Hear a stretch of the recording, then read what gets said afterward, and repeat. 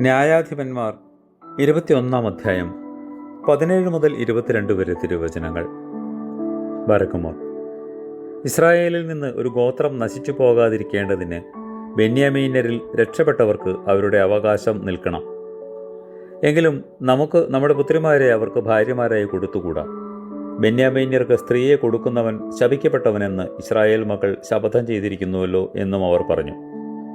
അപ്പോൾ അവർ ബഥേലിന് വടക്കും ബഥേലിൽ നിന്ന് ശെഖേമിലേക്ക് പോകുന്ന പെരുവഴിക്ക് കിഴക്കും ലെബോനയ്ക്ക് തെക്കും ശീലോവിൽ ആണ്ടുതോറും കർത്താവിൻ്റെ പെരുന്നാൾ ഉണ്ടല്ലോ എന്ന് പറഞ്ഞു. ആകയാൽ അവർ ബെന്യാമീന്യരോട്, നിങ്ങൾ ചെന്ന് മുന്തിരിത്തോട്ടങ്ങളിൽ പതിയിരിപ്പിൻ.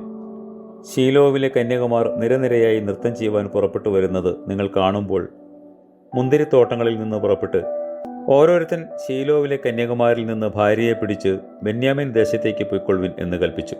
അവരുടെ അപ്പന്മാരോ സഹോദരന്മാരോ ഞങ്ങളുടെ അടുക്കൽ വന്ന് സങ്കടം പറഞ്ഞാൽ ഞങ്ങൾ അവരോട്, നിങ്ങൾ അവരോട് കരുണ കാണിപ്പിൻ. നാം യുദ്ധത്തിൽ അവർക്കെല്ലാവർക്കും ഭാര്യമാരെ പിടിച്ചു കൊണ്ടുവന്നില്ല.